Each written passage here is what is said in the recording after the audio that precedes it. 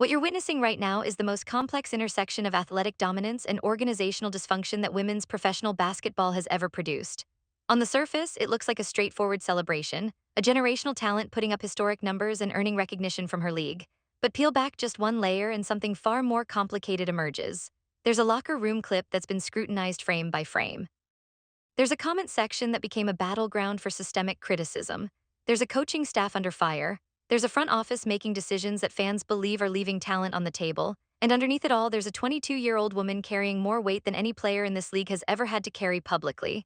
This isn't just about what Caitlin Clark is doing on the court. This is about everything happening around her while she does it. The question isn't whether she's elite. The numbers have answered that beyond any doubt. The question is what this entire situation reveals about the state of the Fever organization and whether they understand what they have. By the time we're done here, you're going to see this whole story in a completely different light than when you clicked in. Let's start with the basketball, because before anything else makes sense, you need to understand what she actually accomplished. When you start looking at what Caitlin Clark did over this specific stretch of games, you're not looking at solid stats or a good week. You're looking at something that genuinely doesn't happen very often in professional basketball at any level. These are the kinds of performances that force conversations about what's possible when talent meets opportunity meets moment. And what makes this stretch so remarkable isn't just that she was great, it's the specific ways she was great and the timing of when it happened. Start with the foundation: 3 games, 3 wins. That matters more than people realize. In professional sports, individual accolades built on losing records don't carry the same weight. The wins have to come first, the team has to win. And Clark was the primary driver of every single one of those 3 outcomes. She wasn't padding stats in garbage time or putting up numbers while her team fell short. She was winning games in meaningful ways. Now look at the individual moments, because this is where it gets genuinely historic. In Washington, on the road in a hostile environment, she hit the game-winning shot, not a shot that tied the game, not a shot that sent it to overtime with a chance to win, a shot that closed it out. That alone would be the signature moment of most players' entire seasons. But Clark did that and then came back the next night and did something else that very few players in franchise history have ever done. She tied the Indiana Fever franchise record for the most 30-point double-doubles in a single season. Think about that for a moment. The Fever have existed since 2000. They've had Hall of Famers. They've had legitimate superstars who defined eras of this organization. And Caitlin Clark, in just her second professional season, is now tied with the most dominant individual statistical performances the franchise has ever seen in that specific measure. That's not a made-up benchmark. That's a legitimate evaluation of complete games where a player scored 30 and distributed 10 assists. That's historically elite company, but the Fever record isn't even the biggest thing that happened that week. Clark set an outright WNBA record. Not a personal best, not a team milestone, a league record. The most games in WNBA history with 30 or more points and 10 or more assists in the same game. The league has been around since 1997, nearly 3 decades of professional women's basketball, the greatest guards ever to play this sport, and Clark now owns this record. That's not a stat that's been manufactured to flatter her. That's one of the cleanest possible measures of a player doing 2 incredibly difficult things simultaneously at the highest competitive level. Doing both of those things in the same game is rare. Doing it more times than anyone in league history is generational. And she wasn't done. She moved to 6th in franchise history and made threes during that same stretch. She logged her 10th career game with at least 25 points, 5 3-pointers, and 5 assists in the same outing, which puts her second all-time in her own personal history for that exact stat line. 1 3-game window, multiple franchise records, 1 league record, multiple personal milestones. The sheer volume of record-breaking and milestone clearing that happened inside such a compressed time frame is genuinely difficult to process all at once. What this stretch represents is something that very few players ever achieve in professional sports: the ability to break records at a pace that forces the conversation to shift. For weeks, there had been whispers that maybe the league had figured Clark out, maybe the sophomore slump was real, maybe she didn't quite have the same explosiveness. Maybe defenses had adjusted. Anyone who was pushing that narrative a few weeks ago is now operating with significantly less credibility. This week didn't just prove them wrong, it proved them spectacularly wrong in high definition. The Eastern Conference Player of the Week honor wasn't a sympathy vote. It wasn't a gift wrapped up by the league office to boost a star. It was the only logical conclusion to one of the most statistically dense stretches any player in this league has put together in recent memory. When you score 30 and distribute 10 assists multiple times in 1 week, when you hit game winners on the road, when you tie franchise records while setting league records, when you do all of that simultaneously while your team wins every game, there's no reasonable argument against recognizing that as the best week anyone in the conference had. And that's exactly what should have happened next: celebration, recognition, the league putting together highlight packages. The organization trumpeting its generational talent. The basketball world acknowledging what it had just witnessed. That's exactly what should have happened. That's what normally happens when you accomplish what Clark just accomplished, except something very different happened instead. The celebration existed, but it was almost immediately overwhelmed by something else. Something that revealed far deeper problems within the organization, something that made people very uncomfortable. Something that turned a moment that should have been pure joy into something far more complicated and far more revealing about the state of the Fever organization. The Indiana Fever did something completely routine. They recorded footage of head coach Stephanie White making the Player of the Week announcement to the team in the locker room. This is standard practice across professional sports. You get the coaching staff to acknowledge the honor, you capture it. You share it with the fan base as a way of showing team unity and celebrating one of your own. It's a feel-good moment. It's supposed to reinforce the idea that everyone in that organization is aligned and supporting the star player. It's supposed to be a brief, positive piece of content that shows the world that the Fever have a healthy, functional locker room where individual achievements are celebrated. And then the internet saw the clip and collectively lost its mind. Now, before we go further, let's be clear about what actually happened in that moment. Stephanie White is standing there making the announcement. Assistant coach Bonnie Henriksen is right next to her. The announcement is being made, the words are being said, all of the structural elements of a congratulations moment are present. But when people watched this clip, something about the energy didn't land right. It wasn't necessarily overt hostility or obvious anger, it was more subtle than that. It was the absence of something, an energy that didn't match what most people would have expected to see. Within hours, the clip was being dissected frame by frame, not by a small group of conspiracy theorists manufacturing drama out of nothing. We're talking about a significant portion of the Fever fan base. These are people who watch every game. These are people who have been tracking this team all season long. These are people who came to that clip with months of accumulated context already loaded in their heads. And what they saw made them uncomfortable enough to start conversations about it immediately. Here's what's important to understand. Reading body language from a 15-second locker room clip is risky under any circumstances. A camera catches you mid-blink. It catches you mid-thought. It captures moments that have nothing to do with how you actually feel about what's being said. Coaches are running game tape through their heads constantly. They're thinking about the next opponent. They're managing fatigue from travel. They're processing 1,000 different pieces of information that have absolutely nothing to do with the specific moment being filmed. A flat expression in a brief clip doesn't automatically mean resentment. It doesn't automatically mean frustration. It doesn't automatically mean there's a fundamental problem with how the coaching staff views the player being celebrated. That's just basic fairness, and that's something worth acknowledging even when the internet isn't inclined to be fair about anything. But here's the critical part. This clip didn't land in a vacuum. The people watching it weren't watching it with fresh eyes and an open mind. They were watching it through the lens of an entire season's worth of accumulated observations. They were watching with memory of sideline moments throughout the year. They were watching with awareness of how the coaching staff has answered questions about Clark in press conferences. They were watching with understanding of the ongoing debate about the offensive scheme and whether it's actually designed to maximize her strengths. They were watching with a general sense among a substantial portion of the fan base that the relationship between Clark and the coaching staff has not always looked completely frictionless. When you have that kind of context already loaded before you even press play, a flat expression doesn't just read as tiredness. It reads as confirmation. It reads as validation of something that fans have been wondering about all season. Whether that interpretation is entirely fair is a separate conversation. It might not be fair. It probably isn't entirely fair. But it's entirely understandable given everything that's been building around this team since the season started. Stephanie White is in an impossible position. She's coaching the most scrutinized player in this entire league. She's coaching the most scrutinized team in this entire league. And that means every single public moment, every gesture, every expression, every word chosen gets analyzed at a level that no other coaching staff in women's basketball has to deal with. She didn't ask for that level of microscopic attention. She didn't negotiate for it when she took the job. But it's the reality of her situation whether she likes it or not. The problem isn't just that one clip exists. The problem is that one clip lands in a season where people are already wondering about the offensive structure. It lands in a season where there are already ongoing conversations about whether the pick and roll actions are being used enough. It lands in a season where fans have been discussing whether the spacing is built for what Clark does best. The clip becomes a data point in a larger conversation rather than an isolated moment. And when that happens, context and skepticism start to feel like evidence. The coaching staff becomes something to investigate rather than something to trust.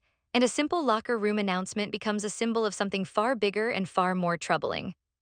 Amber Cox, the Indiana Fever's team president, did exactly what the front office should do when one of their players puts up record-breaking numbers and earns league recognition. She posted congratulations, she talked about how proud she was, she celebrated the achievement publicly, she showed the world that the organization was behind its franchise cornerstone. It was clean, it was professional, it was exactly the right move from a team leadership perspective.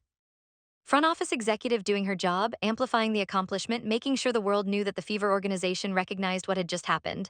Except the comment section underneath that post told a completely different story about where the Fever fan base actually stands. What happened in those replies was revelatory. It wasn't typical sports discourse. It wasn't the normal back and forth between fans who have different opinions about team strategy or player performance. What flooded into that comment section was a sustained wave of frustration that went far beyond any standard sports conversation. People weren't just celebrating Clark's achievement. They were using Cox's post as a platform to air a full season's worth of accumulated grievances about how this organization has managed its most important player. The central argument that kept appearing over and over again was this: Caitlin Clark is putting up these historic numbers in spite of the system around her, not because of it. Fans were saying explicitly that the offensive structure under Stephanie White is not built to maximize what Clark is capable of. They were arguing that the play design is not leveraging her core strengths. They were pointing to the pick and roll actions and floor spacing that made her absolutely devastating in college, and arguing that those same elements haven't been consistently replicated in the professional system she's operating in right now. What's interesting is that this criticism wasn't framed as she's not playing well. It was framed as she's playing too well for the system she's in. The argument was that if she's setting WNBA records for 30-point games with 10 assists while allegedly being held back by the offensive scheme, what does the actual ceiling look like if this team ever fully commits to building the entire offensive identity around her? What becomes possible if the Fever coaching staff treats her the way championship teams treat their generational talents, by building everything around what they do best? There's genuine substance buried inside that criticism. When your point guard is producing at a historically elite level and the dominant conversation among your own fan base is simultaneously questioning whether the coaching staff actually knows how to use her, that's not a contradiction. That's the whole story. It means the talent is undeniable, the numbers prove that, but the system conversation is genuinely unresolved. Both things can be true at exactly the same time. She doesn't have to be misused for her to be incredible. And she doesn't have to be perfectly deployed for there to be a legitimate conversation worth having about whether the offense is leaving production on the table. Both of those things are sitting right next to each other in the data every single night. The fan base feels it even when they can't always articulate it cleanly in the moment. But when the team president posts something that becomes a lightning rod for all of these accumulated frustrations, suddenly people find their voice. Suddenly it all comes out at once. What the comment section revealed is a fan base that's experiencing something very contradictory. They're watching their team's player do things that have never been done before in their franchise's history. They're watching records break. They're watching league recognition happen, and simultaneously they're wondering if the people running the team actually understand how to build around what they have. That's a genuinely uncomfortable position to be in as a fan. It's excitement and concern existing at exactly the same time. The genius of what Caitlin Clark is doing is that she's forcing this conversation whether the organization wants it or not. The numbers are so good that they can't be ignored. The records are so significant that they demand celebration, but the context around them is complicated enough that celebration doesn't feel complete. The fan base is saying, essentially, yes, she's incredible, and also we think there's something not right here. The comment section became a forum for fans to articulate things they'd been feeling all season, but didn't quite have the moment to express loudly until that post went up. It became a place where people could say what they actually believed about the coaching staff and the offensive scheme without it feeling like they were dunking on a player they genuinely respect. It became a way to separate Caitlin Clark as elite from the Fever organization might be making choices that aren't maximizing her potential, and argue that both things deserve serious discussion. That's what makes the comment section war so revealing. It's not really about the post itself. It's about everything the post represents in a season full of questions about whether this organization is building something championship caliber or just watching a generational talent carry a system that might be holding her back. There's a conversation that has been circulating around Caitlin Clark since the very beginning of this season. It's not new. It doesn't come from one specific incident. It's a pattern that keeps emerging after nearly every game, in fan communities, in certain corners of mainstream coverage, and increasingly in organized basketball media. The conversation is about physicality and whether the officiating is keeping pace with the level of contact being directed at Clark on the court. Now, let's be clear about what we're talking about here. This isn't speculation about hidden agendas or conspiracy theories about the league trying to hold her back. This is about a straightforward question. Are defenders being allowed to play more physically against Clark than the whistle is rewarding? Are there moments where contact happens that doesn't get called? And if there is a pattern of that, what does it mean for her ability to operate at peak efficiency? Fans have been pointing to specific incidents throughout the season. They've been documenting what they perceive as physical play directed at Clark without consistent whistle responses. And after a week when she's being celebrated for record-breaking scoring and playmaking numbers, Some fans in those comment threads were specifically pulling out physical incidents from earlier games and asking questions about whether anything had been formally flagged or addressed at the league level. Here's where it's important to be honest. Dree is not in the business of confirming specific incidents that haven't been independently verified through credible outlets. There are real moments that happened, and there are moments that fans believe happened based on their viewing of the game. Sometimes those align, sometimes they don't. Sometimes what looks like a missed call in the moment becomes obviously justified when you see the replay from another angle. The point isn't to take a specific stance on every individual contact, it's to acknowledge that the broader conversation exists and has real credibility behind it. The fact that this conversation keeps circulating even during a week when Clark is being celebrated for record-breaking performance tells you everything about how deeply embedded this concern has become in the Fever fan base. It's not something that goes away when she plays well. It's something that coexists with her excellence. People can simultaneously acknowledge that she's putting up historic numbers and believe that the officiating is creating an environment where defenders can be more physical with her than they would be with other star players. Here's what's actually true about how dominance works in basketball. The better you play, the more contact you're going to draw, both literally on the court and figuratively in the discourse around the game. This isn't unique to Clark. This is what happens to every elite player in every basketball league at every competitive level once teams understand that disrupting them physically is the most reliable way to slow them down. The more dangerous you become, the more defenders have incentive to make you uncomfortable. That's not controversial. That's basic basketball strategy. The question that matters is whether the officiating is keeping pace with that increased physical attention. Is the whistle adjusting as the level of contact increases? Or is there a gap where defenders understand they can play physical without consistent consequence? That's a legitimate question worth asking. And most honest observers would acknowledge that there have been moments this season where you could make a credible argument that the whistle hasn't kept pace with what's actually happening on the court. But here's the thing, complaining about it online in comment sections doesn't actually solve the problem. Venting about missed calls in social media discourse doesn't change referee behavior. What actually works is the kind of organized, documented, consistent advocacy that forces the league to actually look at the tape. It's teams filing formal complaints. It's coaches having conversations with the league office about specific patterns. It's agents and front office executives making their concerns known to the competition committee. It's the kind of behind-the-scenes work that doesn't show up on social media but actually moves the needle on how the game is officiated. The physicality and officiating conversation around Caitlin Clark is real. It's not manufactured. But the solution to that problem isn't just recognition that it exists. The solution requires action. It requires people in positions of power within the organization to use their influence and their platform to force the league to address it systematically. Because here's what's important. Clark is putting up record-breaking numbers in an environment where she's drawing more physical attention than probably any player in this league right now.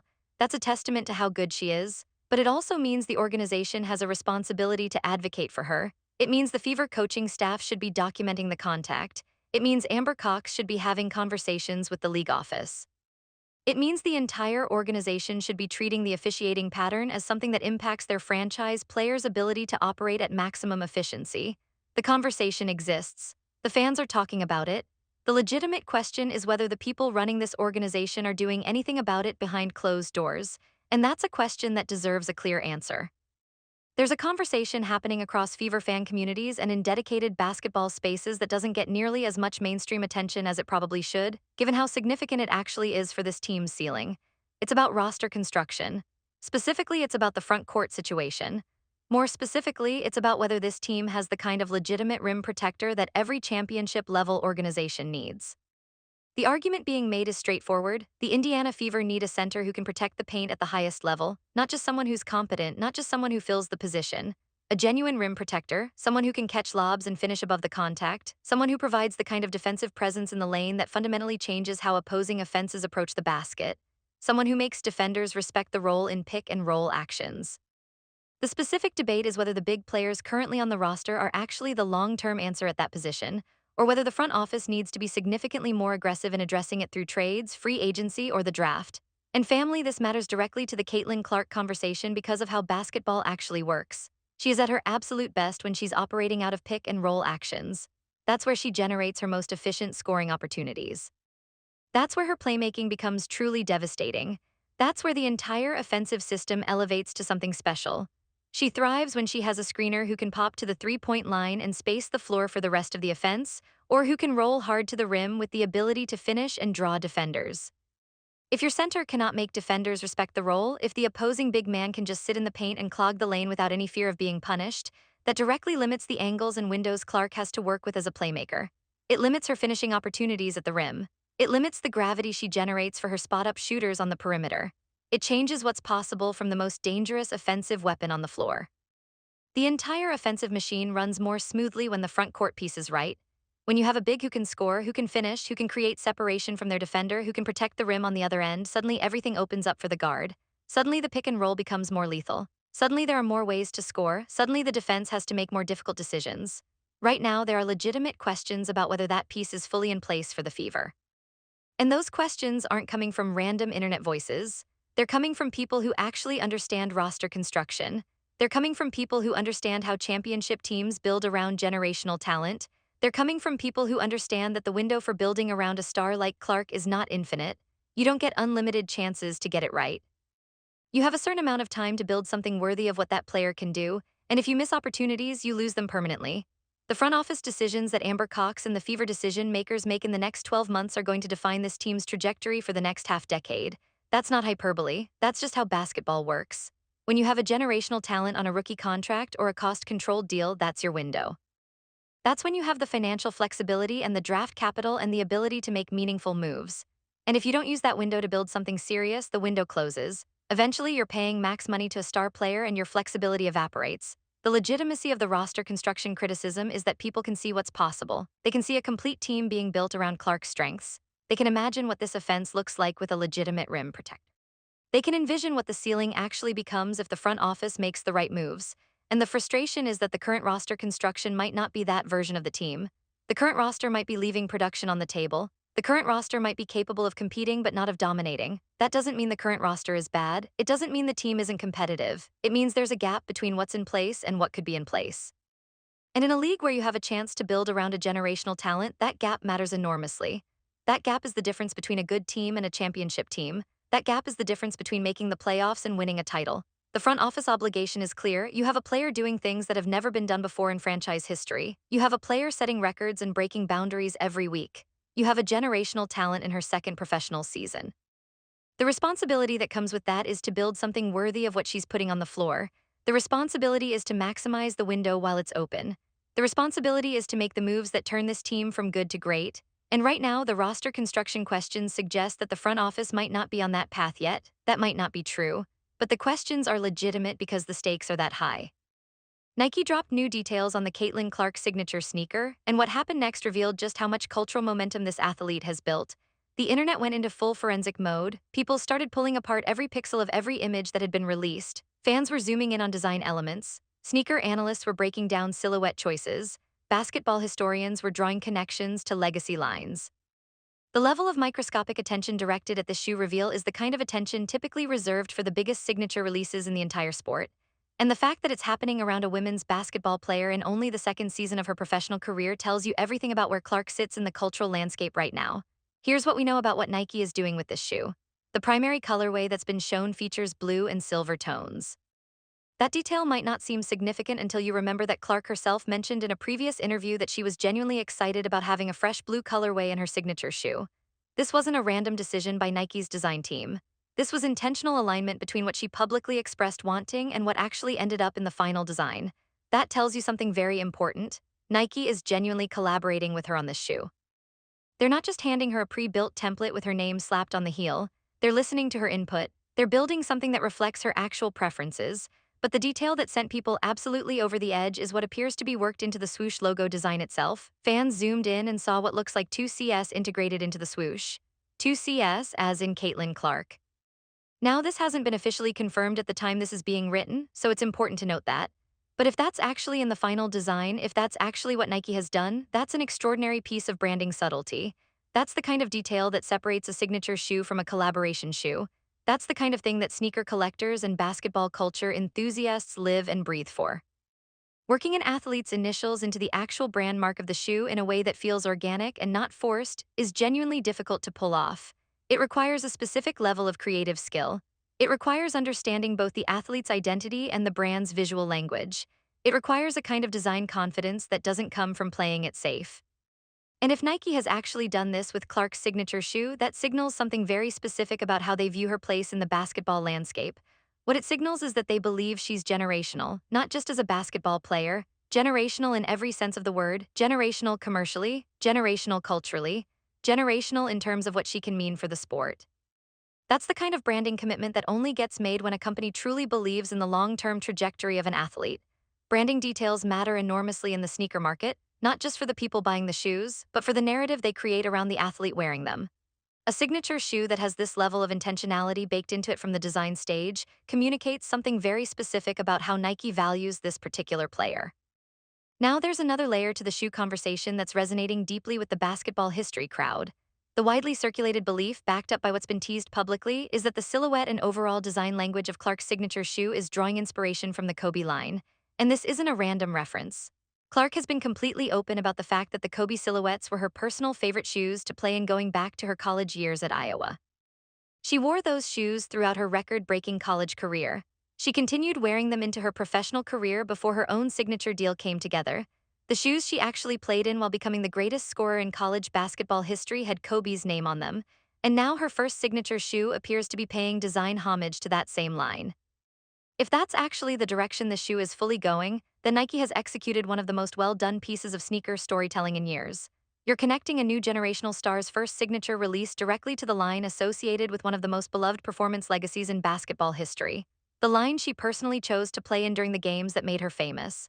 And you're doing it in a way that feels authentic because it actually is authentic. That's not manufactured sentiment. That's not a marketing team trying to create a narrative where one doesn't exist. That's real history reflected in a product. The hype around this shoe has been building for what feels like forever, and every single new detail that surfaces just adds more combustible material to a fire that's already burning hot. We've seen signature shoe releases come and go in women's basketball for years. Most of them generate modest commercial interest and then fade. What's happening around the Clark shoe right now feels categorically different. The pre-release discourse has the kind of energy typically reserved for major men's basketball signature releases. The anticipation is real, the cultural moment is real, and that gap in attention and commercial expectation says everything about where Clark sits right now. This isn't just a WNBA story anymore. This is a basketball story. This is a sports story.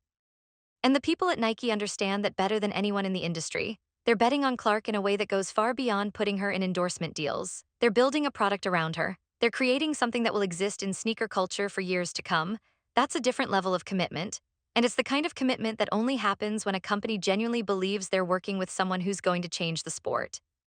If you step back and look at everything that's been happening around Caitlin Clark right now, if you look at the Player of the Week award and the locker room clip and the Amber Cox comment section, and the officiating conversation and the roster construction debate and the shoe reveal and every other piece of this story, you start to see a single coherent picture emerge.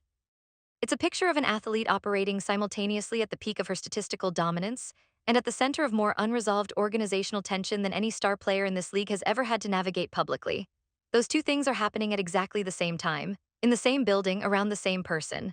And the combination is creating a level of sustained attention and drama that has no real precedent in women's professional basketball. Think about what she's carrying right now. Actually sit with this for a moment.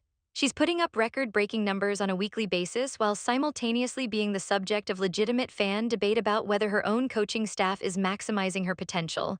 That's not a small thing. That's not something that resolves itself quietly. That's a conversation that exists in the culture of the franchise. It's a question about whether the person making the strategic decisions actually understands how to use the most talented player on the team. She's receiving league recognition for elite play, while a significant portion of her own fan base is using those recognition posts as platforms to air grievances about organizational decision-making. When your own supporters can't celebrate your individual achievements without immediately pivoting to complaints about how the team is constructed, that tells you something about the environment. It tells you that there's a gap between how good the player is and how well the organization is supporting her. She's drawing more physical attention on the court than probably any player in this league. That comes with its own ongoing conversation about officiating consistency. Is the whistle keeping pace with the contact? Are defenders being allowed to play more physical with her than with other star players? These are real questions. And the fact that they keep coming up even during weeks when she's being celebrated tells you that the fan base believes there's something systematic happening that needs to be addressed. She's the face of the most anticipated sneaker release in recent WNBA history. Nike is building a signature shoe around her. The cultural moment is real. The commercial potential is undeniable. And that comes with its own kind of pressure and scrutiny that comes from operating at the intersection of sports and culture and marketing. She's the most publicly scrutinized athlete in the sport. Every game is analyzed, every stat is broken down, every sideline moment gets examined, every interview gets picked apart, every gesture gets interpreted. The level of microscopic attention directed at her is genuinely unlike anything else happening in women's professional sports. And it's not slowing down, it's accelerating, and she's doing all of this at 22 years old. In her second professional season, with every single moment documented and analyzed and debated by an audience that has grown exponentially since she first stepped into this league. Think about that, she's 22. Most people that age are still figuring out what they want to do with their lives.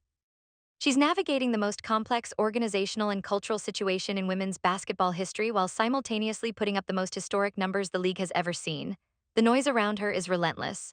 The criticism comes from multiple directions. Some of it is fair, some of it is completely unfair, some of it crosses lines that would have sent most public figures into an extended retreat. Opposing fan bases are hostile, media members are skeptical. Even people who should be supporting her from within the organization are the subject of fan scrutiny and criticism. And yet, through all of it, she just shows up and plays. She shows up to Washington and hits a game-winning shot on the road. She shows up the next night and breaks a franchise record for 30-point double-doubles. She shows up and breaks a WNBA record for games with 30 points and 10 assists. She shows up and forces the Eastern Conference to name her the best player of the week because there is simply no other honest choice. That's not luck, that's not circumstance, that's not just talent, that's character, that's the ability to process an absolutely absurd amount of external pressure and still perform at an elite level. That's the capacity to carry weight that would break most people and somehow channel it into performance that only gets better. The poise she's showing while navigating this situation is genuinely remarkable. The focus is elite. The competitive intensity hasn't wavered, the quality of play hasn't declined under pressure. If anything, it's gone up, and that tells you something important about her. It tells you that she's built differently than most athletes. It tells you that she has something that can't be taught and can barely be explained. It's not just skill, it's not just athleticism, it's something deeper. It's character expressed through basketball. She's handling the weight of being Caitlin Clark in 2024 with a level of grace and competitive focus that very few athletes at any level in any sport could sustain. That's the actual story beneath all of the noise. That's what matters, that's what will outlast everything else. The locker room clip is going to keep being debated. 6 months from now, people will still be breaking down that footage frame by frame, looking for evidence of tension or unity. People will keep interpreting body language. People will keep speculating about what really happened in that moment. And some of that conversation might be fair, some of it probably won't be, but it's going to happen regardless. The comment sections are going to keep overflowing every time Amber Cox posts something. Every time the Fever organization tries to celebrate something. Every time a player achievement gets announced publicly. The comments are going to fill up with legitimate criticism mixed in with misdirected frustration. The comment section will become a barometer for what the fan base is actually thinking about the state of the organization. And it's going to reveal that there's a gap between how good the player is and how satisfied people are with the organizational structure around her. The officiating conversations are going to keep circulating. Every time Clark takes contact without a whistle, every time a defender plays physical without consequence, every time there's a moment that could go either way and doesn't go her way, the conversation will resurface. Is the whistle keeping pace? Are defenders being allowed to play more physical? Should the league office be addressing this? These questions will keep coming back because the underlying concern is real. The roster construction questions are going to keep getting louder the deeper this season goes. If the team doesn't make the moves that people think they need to make, the criticism will intensify. If the team does make moves, people will debate whether they're the right moves. The front office will be in a position where every decision gets analyzed through the lens of whether it maximizes Clark's potential. And that's a standard that's both fair and incredibly difficult to meet. The shoe is going to keep generating more hype with every new detail that drops. Every time Nike reveals something new about the design, every time another piece of the story comes together, every time the fashion and basketball world start talking about it more, the anticipation is going to build to something genuinely significant. The release is going to matter in a way that most women's basketball signature sneakers haven't mattered historically. None of those conversations are going away.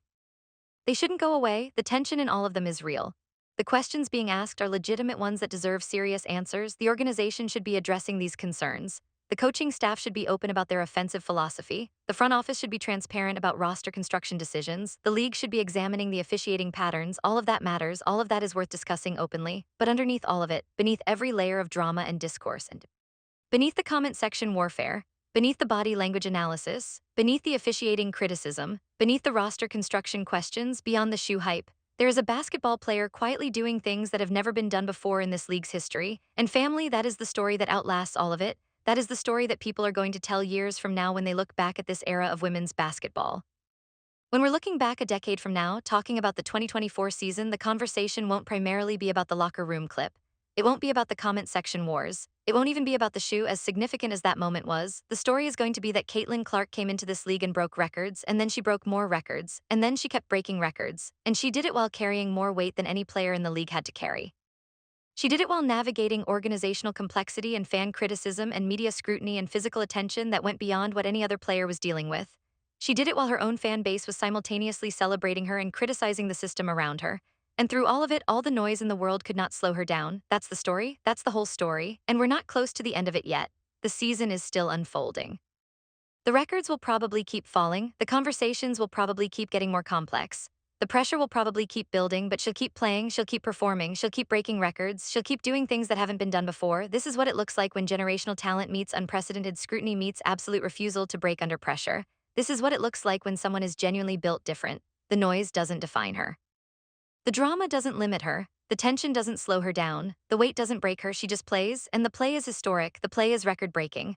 The play is going to define an entire era of women's professional basketball. Years from now, when people talk about this time in the WNBA, they won't be talking about the locker room footage or the comment section debates or the officiating conversations or even the shoe. They'll be talking about what Caitlin Clark did on the court.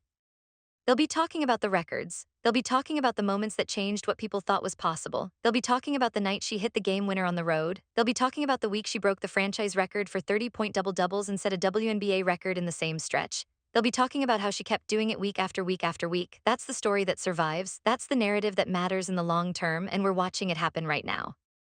We're witnessing it in real time, and the best part is it's not over, it's just beginning. Clark is still in her second season, the records will keep falling, the boundaries will keep expanding, the ceiling keeps rising. This story is going to become the defining storyline of women's professional basketball for years to come, and it all starts with someone who refuses to let the noise slow her down. So here's what you're actually looking at when you step back from all the individual pieces. You're looking at the most talented women's basketball player in the world operating in the most complex environment any star has ever had to navigate in this league's history. The record-breaking performances are real, the organizational tension is real, the fan criticism is real, the pressure is real, all of it is real, and all of it is happening simultaneously. The question isn't whether Caitlin Clark is elite, that's answered. The question is whether the Fever organization understands what they have and whether they're willing to make the moves necessary to build something championship caliber around her while the window is still open. The question is whether the coaching staff can evolve the offensive system to fully leverage her strengths. The question is whether the front office is aggressive enough in roster construction. The question is whether the league will address the officiating and physicality patterns. These are legitimate questions that deserve serious answers, but they don't change what's happening on the court. The records are being broken, the boundaries are being expanded, the history is being rewritten, and Caitlin Clark is doing it with a poise and competitive fire that's genuinely remarkable. The noise will keep coming, the drama will keep unfolding, but the basketball will keep transcending it all. That's the story, that's what endures, that's what will tell people about this era years from now.